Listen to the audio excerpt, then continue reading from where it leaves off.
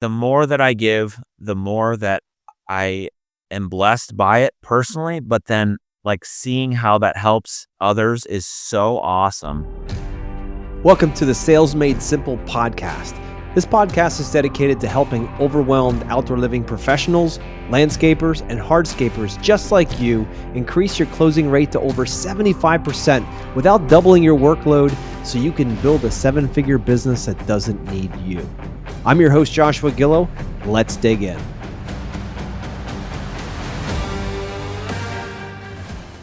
Hey everybody, welcome back.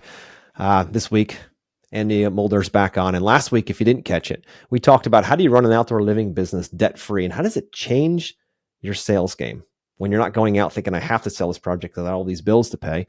But when you're debt-free and you don't have those long-term debts, you have your basic debts, of course, your expenses to run a company, but you don't have all those others that tend to really weigh you down and stress you out. This week, we're going to focus on surprising ways a debt-free business transforms your team. So with the shift of not having that debt every month of paying the trucks off and the equipment and the skid steer and the excavator, all that stuff, if you own those things outright, how does running your team and how does building your team change? Or does it not change? That's why I want to have Andy on here. So Andy, welcome back. Yeah, thanks. Thanks for having me. Absolutely. So some of the takeaways from today, things that I want to get to during our conversation here is how running your business debt-free impacts your team. So how does that impact? Does it impact? Maybe it doesn't. How does how does it set you up as a leader to run that team without the weight of all that debt that you have to pay all the time down? And also, how is hiring different? So Andy, I'd love for you to jump in. So how does it help you run your team and impacts the way that you manage and lead your team? Yeah, those are really good questions. And I can't say that I've spent a lot of time thinking about, I mean, there's things that I don't know. I don't know if everybody's ever asked me that actually. But I will say that like, once I started like sharing stuff about this, it's not like I have sit there and I proclaim from the rooftops to our team that we run the business debt free. They know that we run the business debt free. I've talked about it. I share that a little bit more now when we hire, more than I used to, because it's one of our it's a core thing to our business, right? This is how we run the business. So sharing that, I think, helps in the hiring process, but I think more so it allows me to make decisions and listen to the team more in a way that like, okay, if they say, hey, Andy, like, I think we did this 2 years ago, actually, with a machine, on the maintenance side. I keep going back to the maintenance. Maintenance is like 10% of our business, 15%, I guess, from a revenue standpoint. But my maintenance manager came to me and said, hey, I think like we could do something like this with this machine. Do you think we could look into that? And immediately I'm always like very open to those types of things because number one, I love equipment. I just do. I always have, I always will. Mm-hmm. I just love it. Right. But he came to me with this idea and it costs a lot of money to do this, but I didn't immediately think of the money piece of it because I knew that like, it's probably possible we could do something like that. Like, let's look at it. And so I think what it's done for me is allowed me to respond to some of these things that the team brings to me. Number one, I'm thrilled when a team member thinks enough to think of an idea that would better the company, right? Maybe it will better their job. Maybe we'll be more profitable. Maybe it's just a comfort thing that, I think this would be nice for us to have. Like, I'm open to all that kind of stuff because I've been an employee before. I've worked for a landscape company for 13 years. And I think that gave me perspective on the employee side of it, then becoming a business owner, because I understand where they're coming from on different things. And I will say, like, where I used to work, like he did a pretty good job of that. He was a great employer. I can't say anything bad about it. He was very nice. He was calm. And I've thought year over year, I've thought back on different instances of like when I broke something or how I reacted to a situation or whatever. And I think back of how he would react when I literally have totaled trucks before or whatever. Like, anyways, I kind of going off topic, but I think like it's allowed me to think and listen to the team, not from a financial standpoint anymore, because, um, like, yes, we have to be able to afford to pay for it, but as we've grown now, we have an equipment fund and we have these things. And so if somebody comes to me and says, "Hey, I think a move like this could be good," I care more about like why and how, not and what, not so much how much, if that makes sense, right? It does, yeah. Um, and so I think that's important. I think from a pay standpoint and compensation standpoint, I think that we've been able to like I really have this strong desire to like change the mentality in the industry where like you can only make a living if you own the company, working for a landscape company. I really want to change that and we're really pushing hard to do that.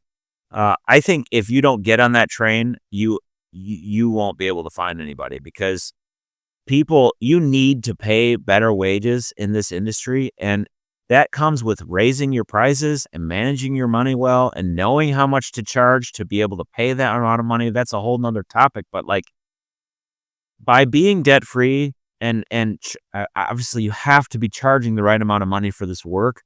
Like it all kind of works together, but then it's allowed me to bless the team in ways, that I don't know if everybody does. I know that like, especially during this time of the year. I mean, literally this afternoon, we're getting ready to have our Christmas party, uh, and I'll be giving away a bunch of stuff. We put together some really cool gifts for the guys, and it's just so fun for me to be able to bless them in that way. It's not we don't have like a structured bonus. We don't have like a formal bonus structure. Nothing is based on how the company does, so to speak. It's all discretionary from on my side of it. Mhm. And there may be years when we can't be as generous as what we're being, but I really believe like we can be really generous because of how we run the company. Um, and more like every year I try and like do something more and a little bit more and a little bit more because they I want them to be able to reap the benefits of how we've chosen to run the company as well too, right? So if we were going into December and I going into this time of the year and I had the next 4 months of payments knowing that they were coming, like I like to plan financially. So like um I would have to have all that money saved, and then you have to be like, "Okay, well, what's left? How much can I okay, well, there's only this amount of money, so this is what we're gonna bonus the guys." I'm like, it's not like that to me. I don't think about like, I just I think it allows me to have a more open thought process on giving to them and blessing them and, thanking them for their work through the year, and then also, like, continuing to increase wages, like, all of these different things, like, it all I guess I don't know, like, how it would be different because I've always done it this way. I don't know, like, it's a really good question, and maybe that's a question for somebody that works for me is have they noticed a difference, I guess? I That don't would be know, a but, good like, angle. I Yeah. even think, like, when stuff breaks, like, it's just stuff, like, I I've I don't know, as a whole, I think when you're able to teach yourself and I really think, like, you need to teach yourself to be generous. I don't think as a society we're a generous society. I think you have to it's like a muscle. You have to, like, work. And the more generous that I am, the more generous that I feel like I become, the way that stuff, right? It's just stuff. Stuff breaks. It's gonna get damaged. I've I don't know what I'm trying to say. It's just like if somebody wants to borrow something that works for me, if they want to borrow whatever it is, like go use it. I don't care. Like it's just stuff to me. It's replaceable. I'm not gonna take it with me. Um, and so like I think that as a lifestyle and a way that I view the stuff of this world, I guess is what I'm trying to say. Like it's not mine in the first place. God's blessed us with everything that we have here. Um, it's wonderful, and there's nothing wrong with enjoying the things of this world. I don't think that is the case, but I think it's important to remember that it's not mine. None of this stuff is mine. My money is not mine. My house is not mine. My business is not mine. These are things that God has blessed me with. And so when you change the way that you're thinking with those things, that comes off then to your team. Um, and, and like, so when things happen, like are you okay? Number one should be the first question, right? I don't care about the truck or the saw or whatever. Like, Yep. who cares? Like, I Yep. don't care because number one, it's all replaceable and we can afford to fix it and change it and whatever has to happen. Um, are you okay? Did you get hurt? Whatever. Like, life goes on. This is just landscaping. Like, this is not life and death. Like, I think all of that comes off in our culture of our business. I hope it comes off. I think it does. Um, and I try the m the more that I think back and start realizing some of these things and these byproducts of running your company debt-free, the more I share that when we are hiring, if that makes sense. So in the past years, I really haven't thought twice about it. It's like, well, this is how we run our company, and do you wanna come and work here? I'm not saying it's that easy, but you know what I'm saying. But now it's like, hey, like, this is why we're different. It's probably not something that your typical company would share with you or tell you, but these are things that we care about and values of the company and how you're gonna and all of that will go into how you're treated as a team member here. And I don't know. Does all that make sense? I again, I've 100%. never been asked that, and so I'm kind of like Yeah. packing it in my head. No, I So love it. I love seeing it in real time. That's why I'm just like, hey, give him some space I here. don't Let him really unpack it. prepare for podcasts. I do a live podcast every week, and you Yeah. had I knew what we were going to talk about, but I didn't sit down and write anything down. So I Yeah. That's great. Exactly. And just like when we talked about in the last episode about when you show up with a, not a, a needy, um, physiology to a sales meeting, when you show up, knowing that you have to sell this project to pay the bills or whatever it might be, when you don't have that and you show up because you want to serve, your clients feel that. And I can imagine that that correlates directly into the way your team feels when you're like, hey, we're not sitting here working all day so we can pay for all this equipment. Like, our boss is smart. He has, like, I'm sure there's respect there. I'm just, hypothesizing here, but I imagine they look and say, wow, okay, he runs a business the way I would love to live. He's modeling this for us. We only buy things that we can afford. My job is secure that way, that he hasn't taken and leveraged this business heavily so that he could have a lifestyle or the big house or the fancy boat or whatever. And that you're giving back, to your point about being gracious with your giving. That's what God calls us to do, is to serve and to give and to be grateful for everything we have and not try to take control of it all, but know that these are just things, and these yeah are things of the earth and they aren't of him. So these are just tools that we move through life being able to use and have the blessing to be able to use it. So when you start looking at your team, it's like, they have a lot of choices. They choose to spend and invest their most precious asset, Andy. That's their time. They choose to do that in your business. yeah So I believe as leaders, we are called to be able to make sure that that was a good investment for them, right? Through education, through constantly helping them grow and develop, not just for betterness of your company, but betterness in the world, in their lives. How can we be not just builders of amazing backyards, but builders of incredible people? How can we do that?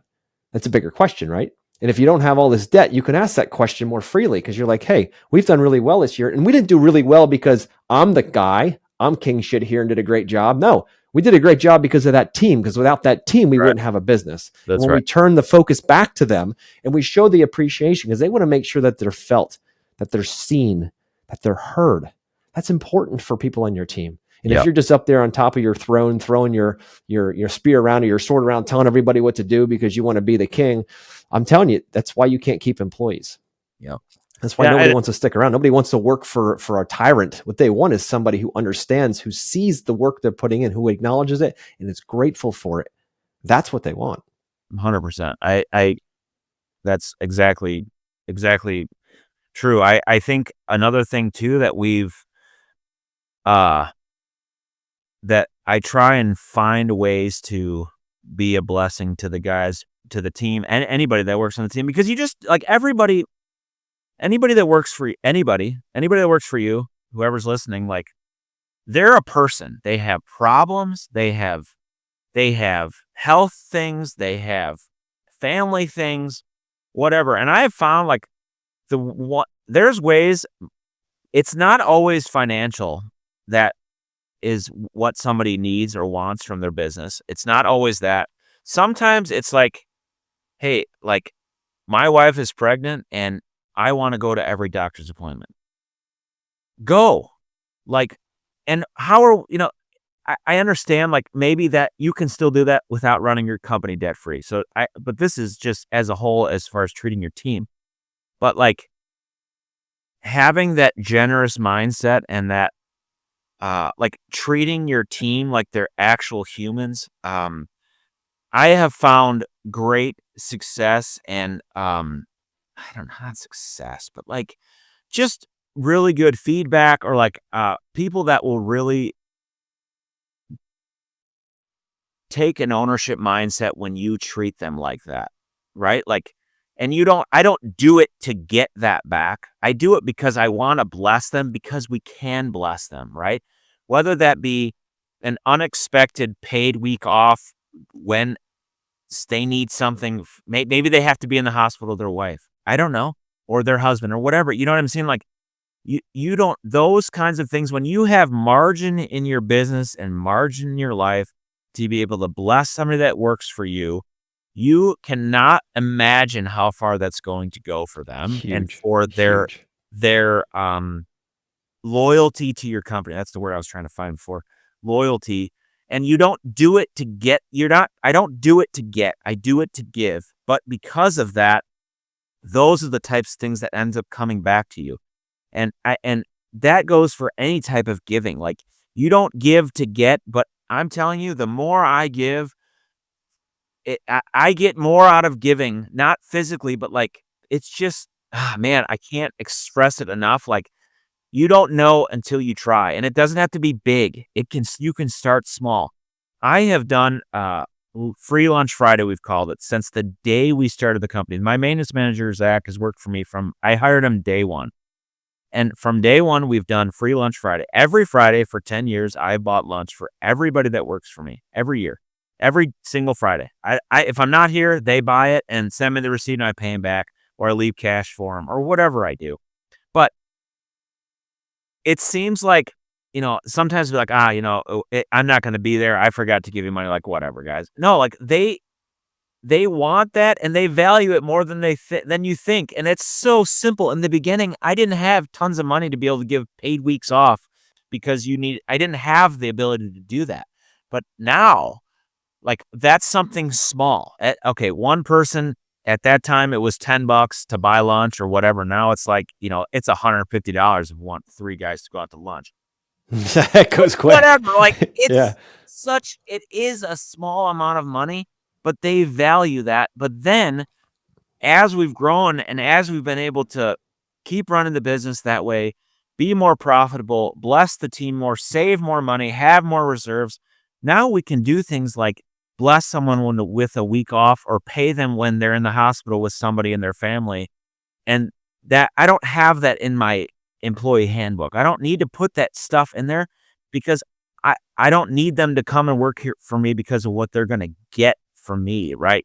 Like not get, but I just I like to just do it because it feels good and because I can, right? And that's not like you could look at it and be like, well, if it's not on paper, they might not think that you're actually going to do that. Well, this is just the person that I am. If you don't trust me, I'll give to you more than you think I will because I just love to do it. Like I just love it.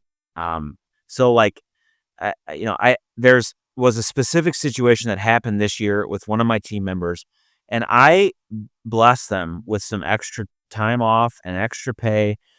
And I didn't have to do it based on the handbook or based on their work compensation plan. I didn't have to do any of that. But it was like they were going through some hard stuff, and I could be there for them. And I believe because of that, I probably have gained a lifelong employee. because I believe it like was life changing for them. And it was something that we could do as a company, and people go through stuff, and I care about these people that work here, and um and if they want to take and then decide that, whatever, I don't want to work here anymore because the grass is greener, that's fine. I'm not going to lose any sleep. I'm never going to regret giving, ever. You're never going to regret it. And so if you can't set your company up in a way that allows you to be a blessing and give in ways that aren't necessarily tied to the work that they've done for you over those amount of hours, right? That's like that's to me that's like that's the side piece of how you can bless your team. Like I don't know. It's the more that I give, the more that I am blessed by it personally, but then like seeing how that helps others is so awesome. And if you can't create margin in your life and your business, you can't do that stuff. That's right. So, you know, I don't know. And so by running our company debt free, now 10 years into it, we can do stuff that I didn't dream we'd be able to do for our team. Yeah. Um, And there's nothing and better. I again, mean, I love that. I love your heart too, brother. I love that. yeah, I mean, That's in you. It's you're so powerful. never gonna regret it. I never want someone to leave our company because of a money issue.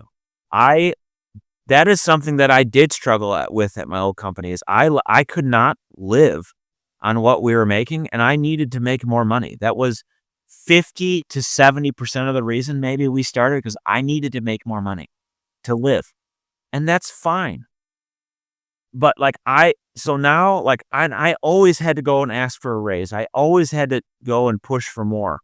And I never want someone to have to come to me and ask because it's too late at that point. Because it took me 6 months to muster up the energy to go ask Oh, for a raise because I was so freaking nervous, yes, 100%, right? dude. So Why like put your I people don't through that?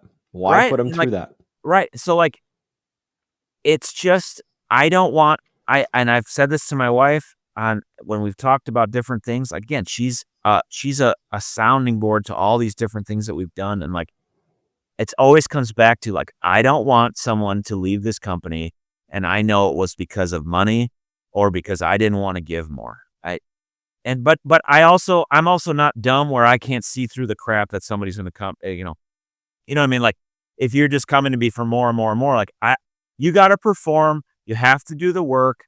You can't be a doormat. Like, you got to show up on time. Like, that stuff is all on the back. Like, don't mishear me in that.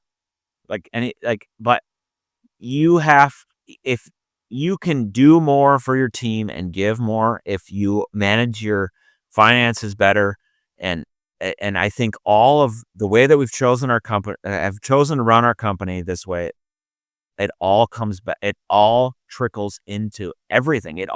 Everything. How I treat my vendors, how I treat my employees, how I treat my customers, everything. Yeah. And it's so profound. And I hope the listeners are really picking up on this, the giving part. Because like you said, you're never going to be upset about giving. No, Unless your expectation was to get. If you're giving correct. for the pure joy of giving, what lands on the person given the item or the thing is on them. You gave, your part is complete. You've done your part.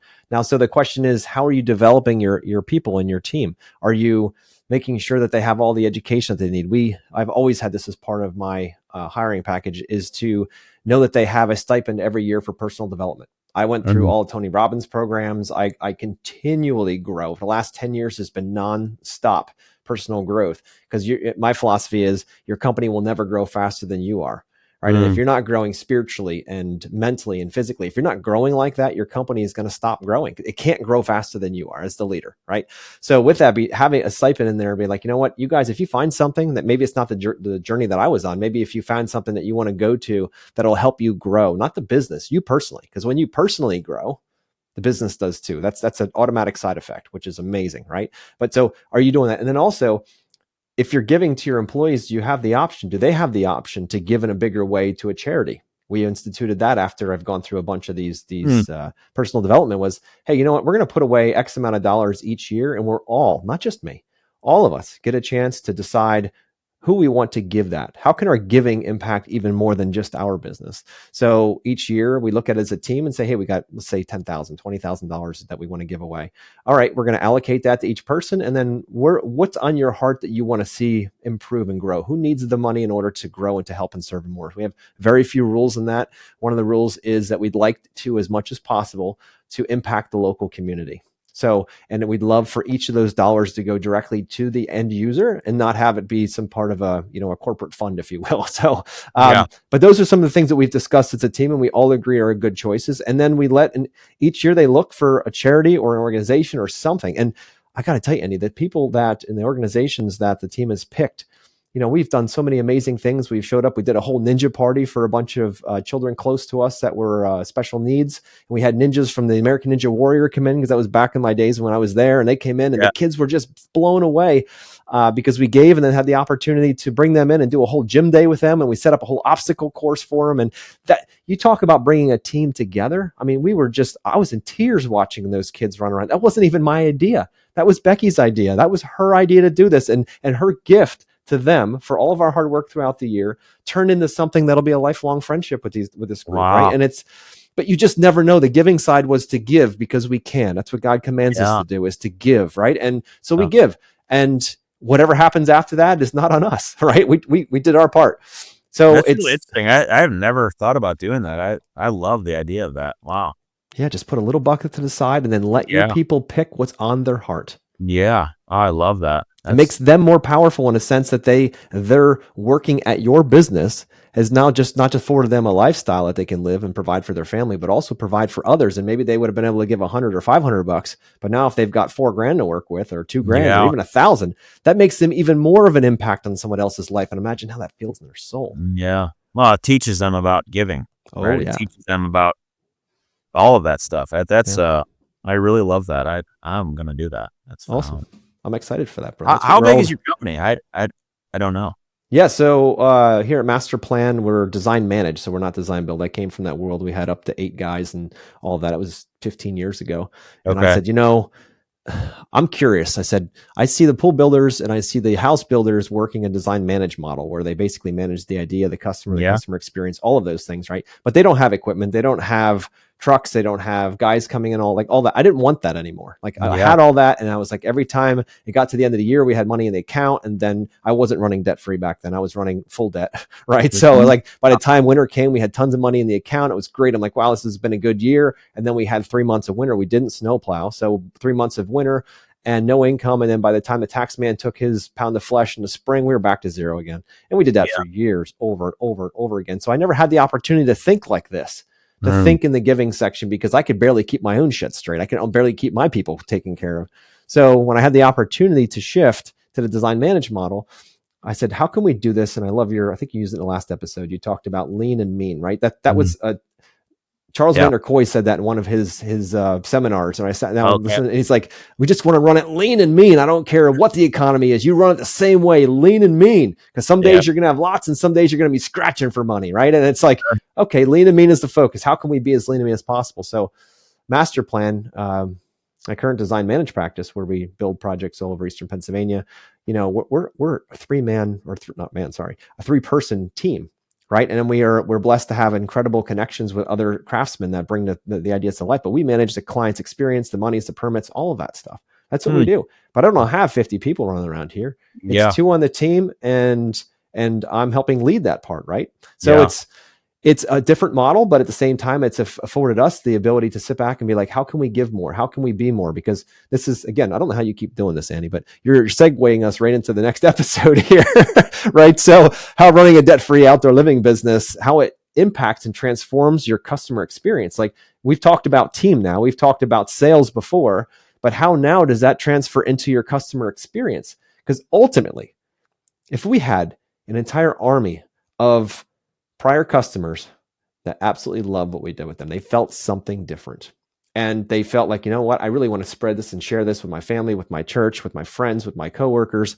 And next thing you know, you're getting tons of referral work.